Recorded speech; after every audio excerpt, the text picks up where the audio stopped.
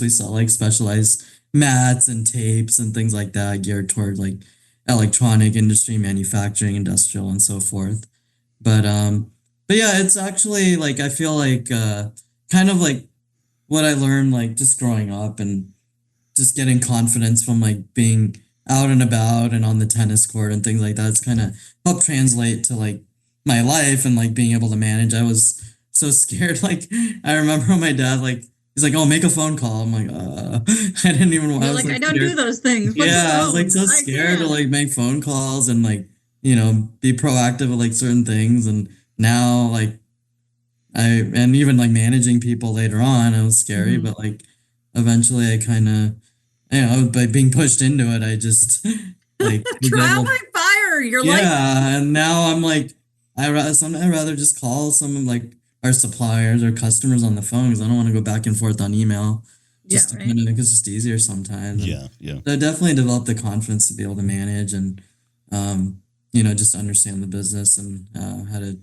deal That's with their amazing. employees and things like that. So I'm definitely, um, grateful again, like my dad and my parents to kind of push me and, um, because before I was doing of course I was playing tennis, but I went to UCLA to get a degree in business, and then I was really interested in this. I'm a huge sports fan, like so I was always interested in working in sports. I've done different internships, and then I decided to do grad school to get a master's in sports management Hmm. at Cal State Long Beach, and so one year there, just doing different internships as well, like the Clippers. I interned and like UCLA, like in their sports marketing department, things like that.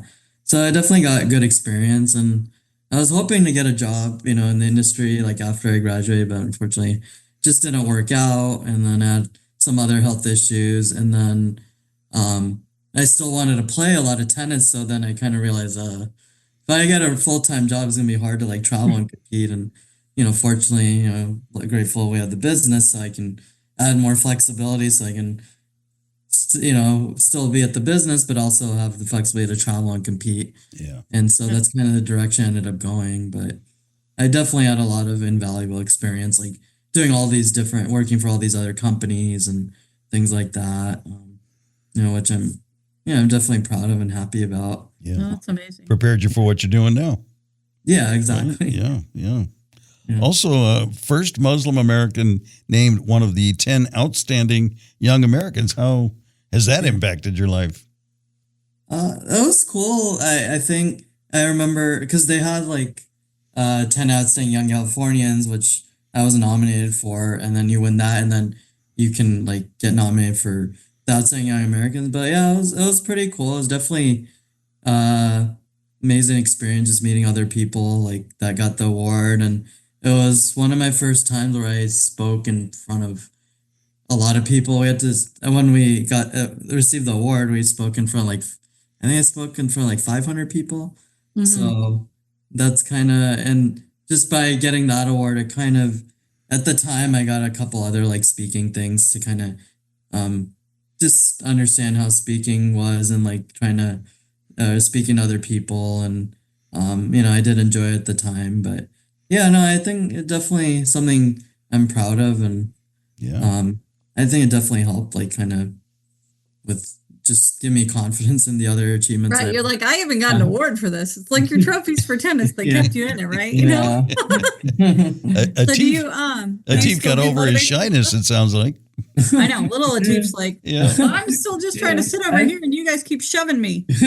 I think I'm still a little shy at time, but yeah, I think I've definitely changed, like for sure. Like I've had to realize to kind of be my dad or be like you need to be more assertive and kind of like you Hmm. can't let because people like kind of especially with disabled people kind of like Yep. ignore you Shush you. sometimes or don't yeah or they're condescending and not on purpose but just the way it Yeah. is so I I always say it realize comes you from have, a good place, but still. yeah Oh, yeah. It's like, exactly don't get Doug started. Yeah.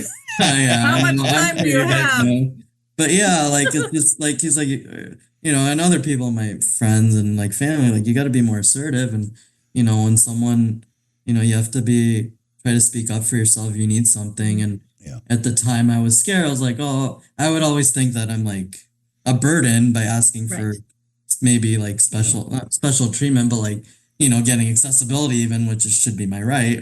But An at accommodation. the time, I just thought like it was something that, I didn't want to be a burden.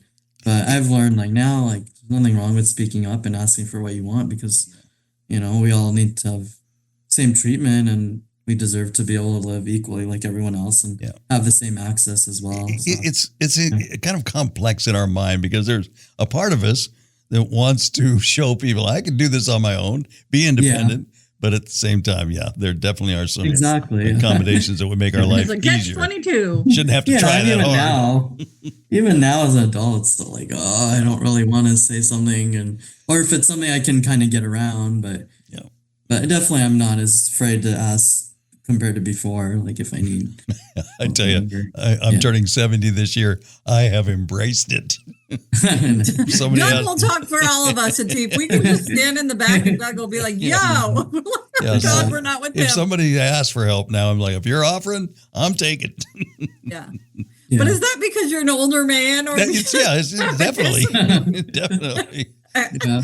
All my days of, trying to, do it myself. right? Those days are over. Yeah.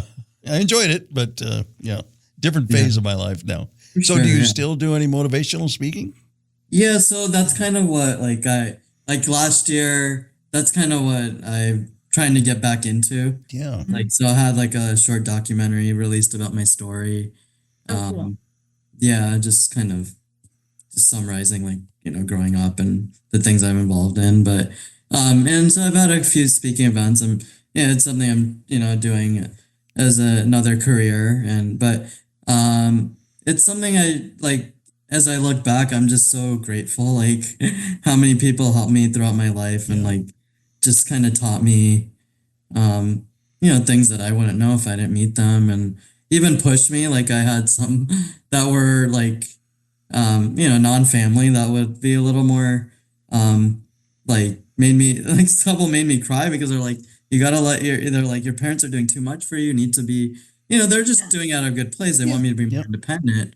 So like, so like those people like that and just others are just so supportive and just making good friends. And I realized there's still like, there's a lot of parents that if they have someone disabled, they may not know what to do like for their child or the kids. They're or like, they do too like, much. Yeah. Yeah. That's the one that. Yeah, that's like doing too much right? for them as well. Yeah. And that's a hard one to, to address. Exactly. You don't want to make anybody feel bad. You don't want to, make them feel like, they're, oh my gosh, I'm ruining my child. But you have to, give them as much independence as they can achieve, even if it means pushing the limits and failing a little bit. And then you know where your limit is. I'm a big proponent of that. Exactly. Yeah. Yeah. But yeah, like, I just think like it'd just be nice to kind of just share my knowledge with whoever I can. And even non-disabled, like it just in terms of just bringing awareness about, there's still a lot of people that understand disability. And I'll admit like there's a lot of different types of disabilities. I'm still learning myself, like even at this age. And you mean you didn't get the encyclopedia? Best. Oh, please, while I go look that up.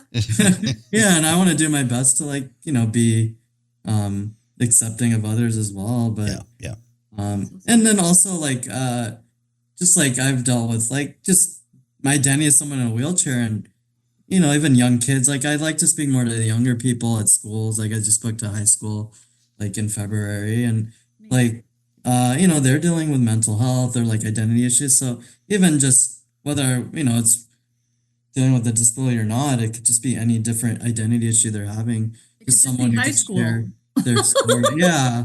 So like just sharing like my struggles and how I overcame it, I think that can help as well. So, but do you have like favorite topics that you're like, oh, these are kind of my hot topics that I enjoy, or Yeah, I'm still trying to figure it out, but I think it's more like just kind of like growing up with like a lot of it just struggling with my identity and what I did and talking about my independence. So like, Doug was mentioning like about pushing, like trying to find the balance of but I think at some point it was me that wanted to be more independent and or like And that's what